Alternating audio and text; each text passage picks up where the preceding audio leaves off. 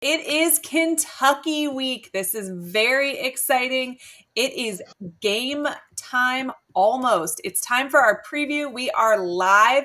I am joined right now by Justin Rowland of Cats Illustrated. All right, Justin, let's jump right into this. Thank you, first of all, for joining me. I really appreciate it.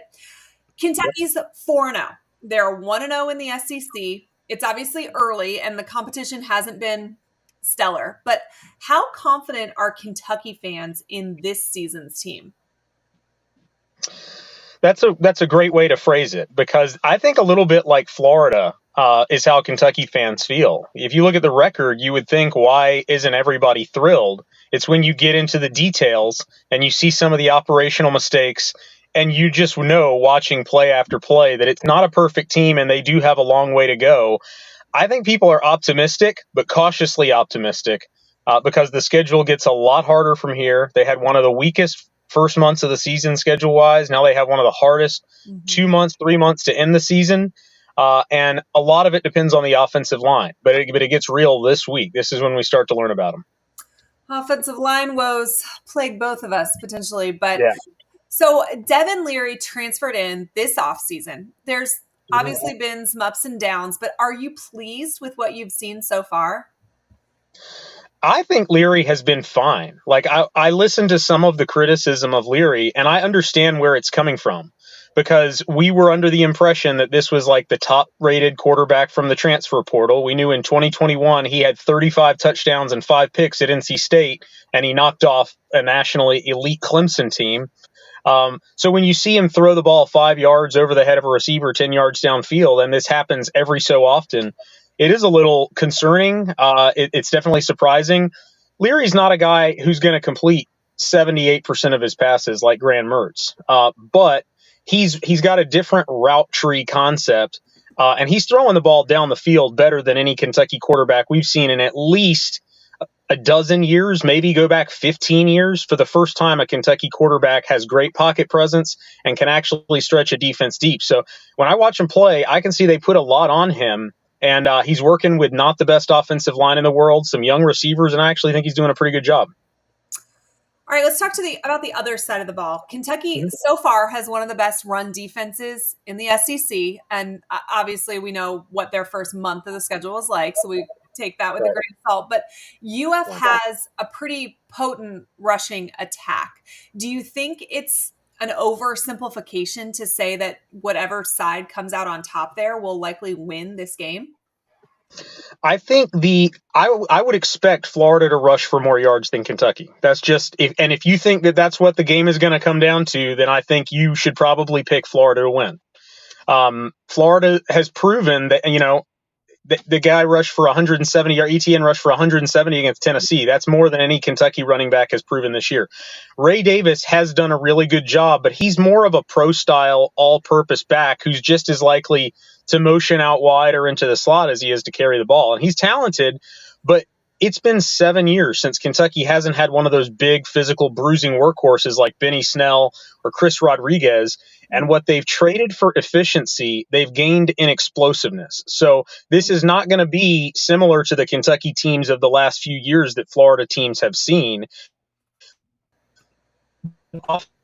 Line is not as proven. They are going to run the ball less than they pass the ball. I mean, we've seen Kentucky throwing the ball on 3rd and 1 near the goal line, throwing the ball up 31-13 from their own end zone in the second half against Vanderbilt. So it's a totally different kind of Kentucky team that people have seen. All right, so obviously that's different than how UF will want this game to play out. UF is going to want to grind it out.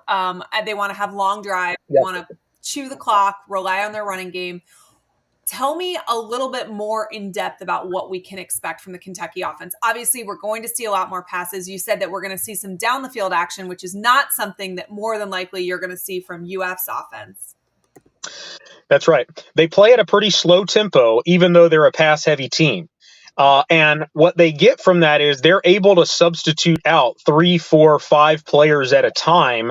So they might break the huddle with 3 tight ends and 2 running backs, but they might be in a 5 receiver formation with those players.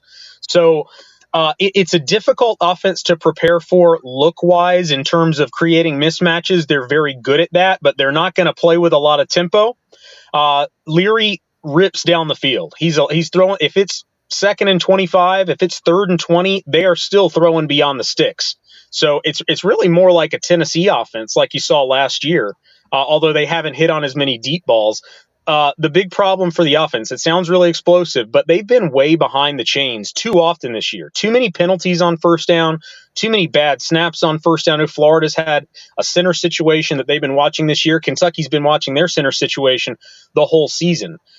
They have explosive receivers, but they're young receivers. So you see them making plays, but a lot of times they're also doing things they shouldn't do that's setting the offense back as well. So it's a high risk, high reward, big play offense that does not march down the field as methodically as Florida does this year or previous Kentucky teams have.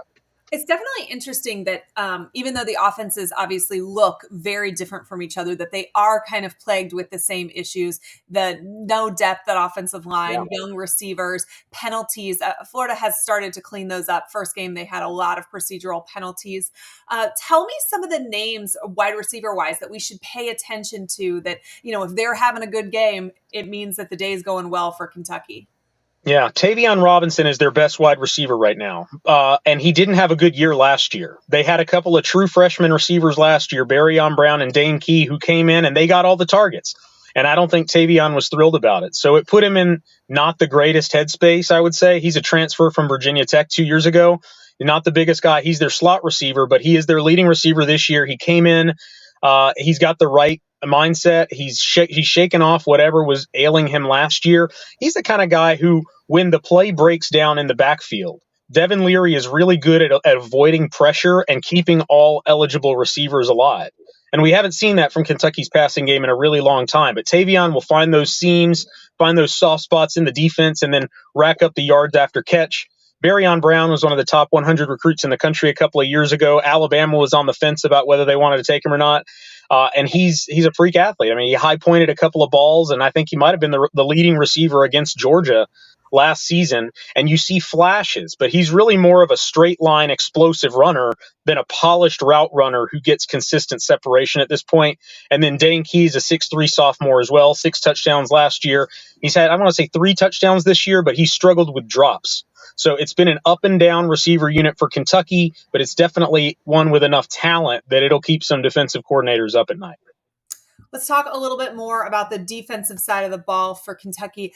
Outside of UF's running game, what do you think Kentucky has the most to be concerned about from this Gator team?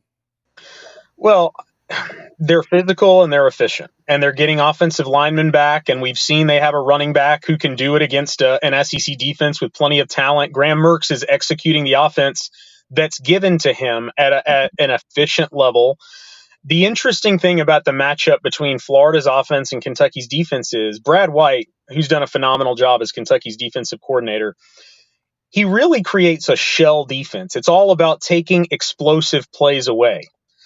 So they want to keep everything in front. So for a long time, the book on Kentucky was, if you want to move the ball, if you want to score, if you want to beat Kentucky, you need to short passes, take what the defense gives you, and just march methodically down the field. But you got to be patient. And the reason that works so well at the college level is most teams are going to shoot themselves in the foot if they have to go down the field 12, 14, 15 plays. But Florida is kind of custom built this year with, maybe not having as many game breakers on the outside as they usually do, maybe Mertz limitations. For whatever the reason, their game plan is what has worked against Kentucky. For Kentucky, the good news is they have corners that are better prepared to play press coverage this year and contest those shorter throws. They've got the most talented athletic defensive line that I've seen them have. So they should have the personnel to make adjustments to attack that efficient style offense. But it is a contrasting styles, and they're going to have to be better at taking away those short throws than they typically are. Tell me some names to watch out for on Kentucky's defense. Right. They got a couple of All-American candidates, guys that were among the best recruits that they've signed on the defensive side. Deion Walker is, if you remember Jordan Davis from Georgia a couple of years ago, just the man-child in the middle. When they were recruiting this guy Dion from Cass Tech up in Michigan, they went and they said, "Oh my gosh, this is Jordan Davis. This is the prototype." And he has not disappointed. I mean, he's on track to be an All-American. He's like 6'7", 350 pounds. He's a basketball guy, very uncommon length and athleticism, who's going to draw and demand a double team on every single play, and other players are benefiting from that around him. At the linebacker level, the top player is Trevin Wallace. He was really looking at Kentucky and Auburn coming out of high school, and he's a freak athlete. You know, he's the one that returned the block field goal against Florida 2 years ago in Lexington for the touchdown in the second half that put him ahead, and he stepped into really a dynamic playmaking role at linebacker. I mean, he gets from his linebacker spot in their 3-4 defense to the quarterback faster than just about any linebacker in the country, but he will sometimes over pursue.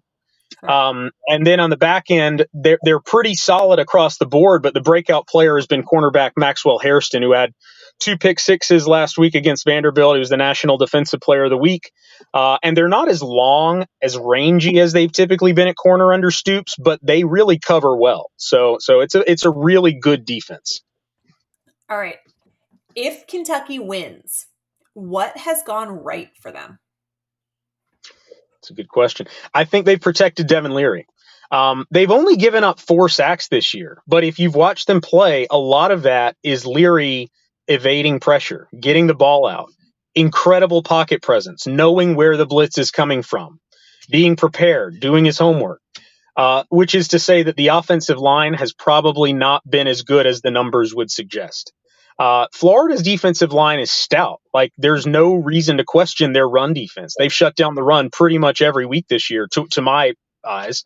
Not as much on the pass rush, but the offensive line has struggled so much that you could see Leary facing a lot of pressure on Saturday. And some of his best throws have come against pressure, but some of his worst throws have come against pressure. Interesting thing about Florida, they haven't forced turnovers this year, but Kentucky's offensive line has been inconsistent enough that they will have some opportunities to create havoc and problems in the backfield that could lead to turnovers. All right, so let me say one more thing. I'm sorry to interrupt. I should have said this. I don't think Kentucky's going to be able to run the ball against Florida. I think Kentucky will be one-dimensional. I think those 2 Florida defensive tackles, those big 360, 320-pound guys, have a clear advantage against Kentucky's interior of the offensive line. So they're going to have to go to the perimeter a lot as an extension of the running game just to keep the defense honest. All right, so I'm going to make you do a score prediction in a minute, but before we do that, I want to talk to you big picture for a minute.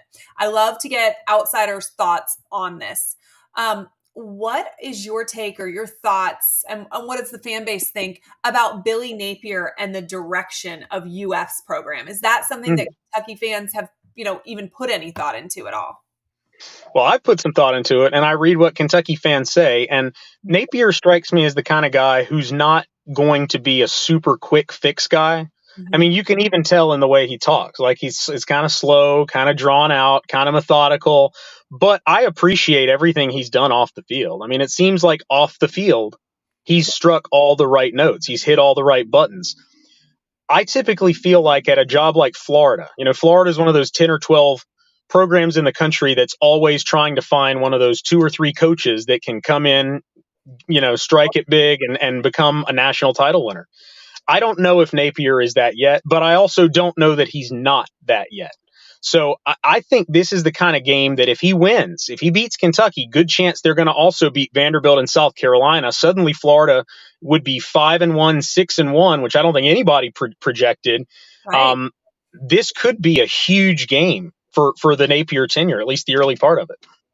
I agree with that. I think this is a big game for a couple of reasons. Honestly, I think that Florida wants the Kentucky monkey off their back. I know Kentucky fans hate when we bring up the 31-year streak, but at a certain point, this game was considered a gimme, and it's not anymore. It's been very difficult for Florida, which is hard for Florida fans to wrap their head around. So I think that there's some pressure with that too. But you're right. If they can beat Kentucky, there's a lot of beatable teams left on the schedule, and it does kind of change maybe the outlook of moving forward.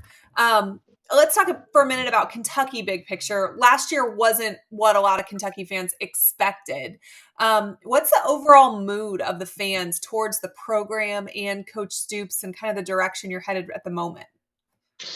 Well, they've had 2 10-win seasons in the last 5 years, and they've been to 7 consecutive bowl games. So you got to understand, while Florida fans have to really struggle to adjust their priors to like understand why they're an underdog at Kentucky, Kentucky fans, um, I mean, how are they going to complain? Like, what are you going to complain about when you've watched 75 years of being known as like kind of the unfortunate stepchild of the SEC?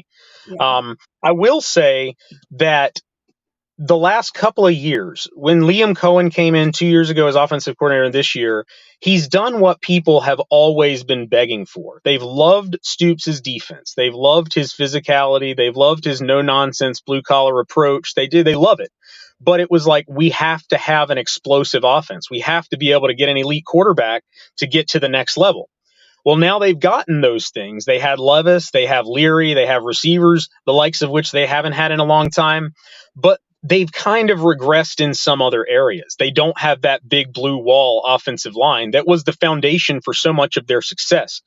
I mean, ultimately, I feel like people realize that if Kentucky had pretty much any other coach other than Stoops, they could be in a lot worse situation. So they're grateful. But at the same time, there's a reason he's been passed over by schools like Florida State and some other programs out there. There are still questions about whether he can get them to that next level, like you saw Tennessee at last year, for instance. I think Kentucky, there's some intangibles that make it a difficult job. And part of that Yeah. is in being in the SEC, its location. But I do think Stoops has done a great job with the program. All right. It is the most important time. I need your score prediction. This is when everybody says I thought he was level headed. Now he hates us. I'm gonna say Kentucky 20-16. I could see it going either way, but here's ultimately what it comes down to for me is I need to see Graham Mertz win a game on the road against a defense of this caliber, and I need to see Billy Napier win a game on the road against a defense of this caliber before I pick it. Kentucky circles Florida on the calendar, so Florida fans should take it as a compliment. This is a game that Kentucky gets up for every single year. Maybe the variable this year is it's just as big a game for Florida. The SEC East appears to be fairly wide open. Even Georgia hasn't proven themselves totally. Yeah. But I will say Kentucky in a close one, mostly because of home field advantage. All right, Justin, I appreciate you. Thank you for coming on. Tell the folks that are watching right now where they can find your work, where they can read you, where they can find you on social media. Tell us all the things. Yeah, Roland Rivals with a W. You pronounced it correctly on Twitter or X, whichever you prefer. CatsIllustrated.com. That's Kentucky on Rivals. And yeah, we'd love for you to check out some of the content. All right. Well, I appreciate you. You have a wonderful night and go Gators. Thanks. Have a good one. All right, guys. Thank you all so much for hanging out tonight. We're not done. Nobody go anywhere. I appreciate all of you who have already liked the video. Listen, if you have questions, if you have comments that you want me to answer, or you just want to show the show a little love, hit that super chat button. We'll make sure we put it up on the screen. And Terry, thank you so much for your super chat. You are the best. I want to share some thoughts, but first I'm going to take a quick minute to give some love to Prize Picks. Several of you guys have deposited using the code PEEK, which is P-E-E-K, and even more of you have signed up but haven't yet deposited. Go fix that right now. Use the code PEEK, P-E-E-K, on the Prize Picks app for a 100% deposit match up to $100. Prize Picks is the absolute best way to get in on the action on games in states like Florida, Georgia, Kentucky, Texas, California, like 70% of the United States. It's super easy. It's super quick. It's super fun. I'll be doing it this weekend. So go sign up, make your deposit, use PEEK, P-E-E-K. All right. Do you know how it works though? This is important. Take 2 or more Gators of any other players that are playing on Saturday. And then you're going to go, do you think they're going to hit above or below what is estimated? If they hit on both, you're going to win. Again, PEEK on the Prize Picks app. Let's make some money this weekend. All right, let's get back to the game on Saturday. This really is a big one. Justin talked about it. I know Kentucky circles this on the calendar.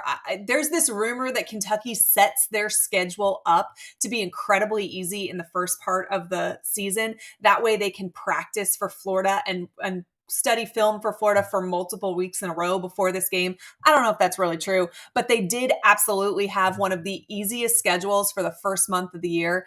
And they're 4-0, right? But Florida has to get the Kentucky monkey off their back. Florida is the number one passing defense in the SEC, hasn't allowed anybody, including Tennessee, to find a groove. The run defense hasn't allowed anybody, including Utah, to grind out more than 3.5 yards per carry.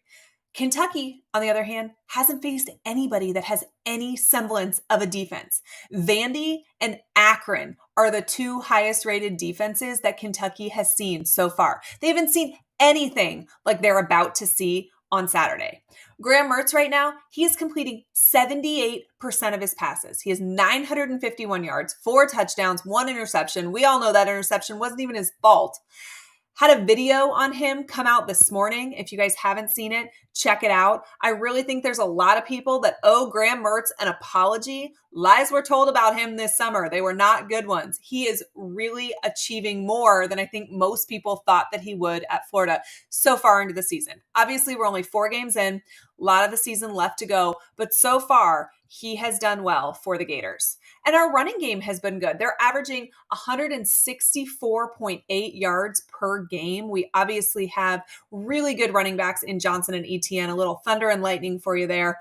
And if Florida can get the ground game going, this game is going to go in the right direction for Florida, I think. Etienne leads the way for Florida right now, 329 yards, 2 touchdowns. He is a stud. I hope we see him get a few more carries than he got during the Charlotte game. Interested to know, did they preserve him on purpose, or did they just, Napier just felt like Johnson had a little bit of the hotter hand? I don't really know, but I hope we see Etienne touch the ball a lot on Saturday. And defensively, Florida has just been so darn good. 13.5 points, 244.8 yards per game is what they're allowing at this point. That's pretty astounding. If the Gator defense, can hold you to under 14 points, they're going to be in almost every single game that they play. Shamar James leads Florida, 27 tackles. Princely Umanmielen has 2 sacks. Devin Moore, he's that one with the lone interception. He got it against Tennessee. I need to see some more turnovers. This defense is good. It is trending towards elite. It is moving in the right direction. I definitely want to see some more forced turnovers, though, from them. Kentucky has not played anybody with a pulse yet, but they have been really good against the opponents they have faced. They've held everybody they've played so far this season to under 100 yards. They're looking to go 5-0 for the second time in 3 years. Justin said it. They circle this game on the calendar every single year. The Gators, and that happens for Florida a lot, right? Florida gets pretty much everybody's best. So for a game that, sometimes coaches have to get their team up for, whoever that opponent is, they have the Gators circled in red. This is one of those games. Kentucky wants this. But I do think Justin's correct. Florida really wants and needs this one as well. He talked a little bit about Devin Leary. He's completing 59% of his passes. He's got 1,060 yards so far, 9 touchdowns, but 5 interceptions. This might be a great time for Florida to be able to add to their interception total. 5 INTs when you really haven't played anybody through the first month of the season is an interesting stat to keep your eye on. The Wildcats are averaging 132 yards per game. Their running game is good. I don't think it's as good as Florida, but they do have a decent running back room. Tavian Robinson, Marion Brown, and Dane Key are the top wide receivers. Justin mentioned them as well. They're guys for us to keep our eye on. And defensively, Kentucky is allowing 15.5 points, so just a tick over what Florida's allowing, and 239 yards per game. Trevin Wallace leads the team with 25 tackles. Kahil Saunders has a sack and a half, and Maxwell Harringston has 3 interceptions. Kentucky has won the last 2 games in this series and 3 of the last 5. And that was after that 31-year streak from 1986 to 2007. Florida had Kentucky's number. It is time that they get this win back, right? It's time to get the Kentucky monkey off your back. It's time for this to no longer be a rivalry. I need Kentucky to go back to being a game that we count on winning every single season. And listen, every single week, this is the time in the live where I tell you what I need to see out of Florida on Saturday. So these are the things I want you to look for. I need to see the offense open it up a little more in this game. The offense has done enough to win 3 out of 4 games. Utah, there was a lot of procedural mistakes, a lot of things that needed to be cleaned up that I think Florida has vastly improved on in the games that followed. But I do think for some of these SEC games that are coming down the pipeline, Florida has got to open up this offense a little bit more. I know that it is going to be a grinded out offense. It is not going to be some sort of up-tempo thing. Florida is not bringing back the fun and gun this season, but I need to see a little bit more. I would like it to be a little less conservative. I would like us to score a few more points and maybe throw the ball further than 10 yards down the field. But I understand we're not going to see a completely different offense overnight. And I think a lot of that is going to be based on our offensive line as well. Last week, Florida played a hodgepodge offensive line. I think you can probably chalk up most of the offensive woes last week to the fact that we were missing Kingsley Eguakun, we were missing Mazuka, we were missing George for, Mazuka the entire game, George for a half. I think that's the root of the problem, right? But we have them back on Saturday. So I need to see this offense take another step in the right direction now that their starters are back in place. And I'd like to see those backups make some improvements, right? Have some growth. Hopefully when they get in their reps, they're making the most of them and Florida's offensive line becomes more consistent because that's obviously the key to being able to open up this offense at all. And this is going to be the toughest test of the season so far for Florida's defense, who has been really, really good. Austin Armstrong has coached those boys up. The defense looks so much better than it did last season, but I honestly think they're so talented that there's still room to grow. This is a tough challenge, though. If they can contain this Kentucky offense, it is going to be another massive sign of the big leaps that it has taken. Special teams, this is my favorite. I need to see 11 guys get on the field every single time we have a special teams play. I don't care what the circumstances were. I don't want to hear any excuse from it. Get 11 people on the field every single time. Super excited that Trey Smack is our kicker. He looked great against Charlotte. I'm excited that he got to have 5 opportunities out there. He is game tested at this point. There's going to be games in Florida's season where it's going to come down to a field goal. And I think that Florida fans should be comfortable with who their guy is now. Trey Smack is the man, and I'm excited to see if he gets opportunities on Saturday. And listen, I'm also interested to continue to watch Graham Mertz. Put out a video about him today and talked about how impressed I am with what he's done so far. I need to see him continue to take what the defense gives him. He's done that so far this season. This is going to be this toughest test so far, though. And if he continues to do that, it bodes well for most of the games left on the schedule. If you beat Kentucky, you can beat Vanderbilt. You can beat South Carolina. You can beat Missouri. You can beat Arkansas. Those are more wins than Vegas thought Florida was going to have on the season. If you can beat this Kentucky team, there's a lot of wins left to be had the rest of the season. I also want to see pressure from the defense that forces Leary into turnovers. 5 interceptions so far in the season, guys, against crap defenses. This is a much better defense than they have seen so far this season. I want to see some mistakes forced. I think it can happen. I want some turnovers. All right. I've talked about how this game could set up the rest of the season, talked about how we can beat Vanderbilt, how we can beat Missouri, how we can beat South Carolina, we can beat Arkansas if we beat Kentucky. Obviously, Georgia, LSU, and Florida State are going to be tough regardless of the outcome of Saturday. But Kentucky is about on par or even better with everybody else that I listed on the schedule. So I need to see how we look this weekend. And if we win, it is seriously a good sign for the ceiling of the rest of the season. All right, it is time to make a prediction But first, I want to give some love to Meldon Law. I've been telling you about them for weeks, and we are so proud to work with them and support all that they do. They are the official injury firm of the Florida Gators, and they should be your official injury firm as well. Make sure, go to their Facebook, enter to win tickets. They are giving away tickets to the Florida Georgia game in their Florida Georgia giveaway. And listen, for home games, they're out there. They've got a really cool tent, a prize wheel. Stop by. I did last time I was in town. It was really fun. I met a few of you. You guys told me about some of the cool things you won. Go see their tent. Meldon Law, they are the official injury firm of the Florida Gators. All right, guys, it's my favorite part of the show. It is time to give you my predictions.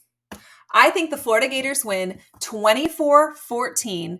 I think that we see another interception. I think we see a steady run game. And I think we see 11 men on the field for special teams every single time.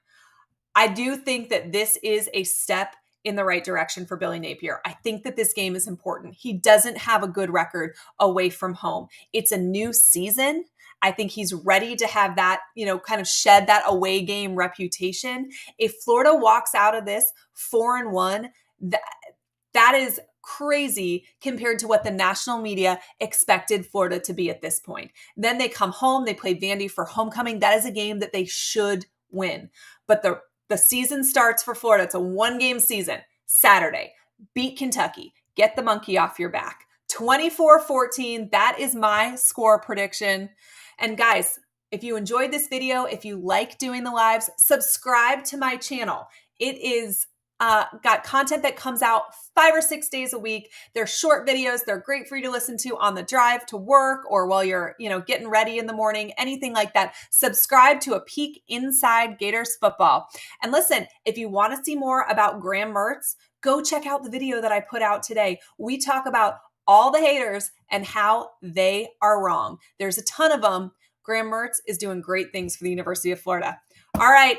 Go Gators. They're going to beat Kentucky. Thanks for tuning in, guys. Have a great night.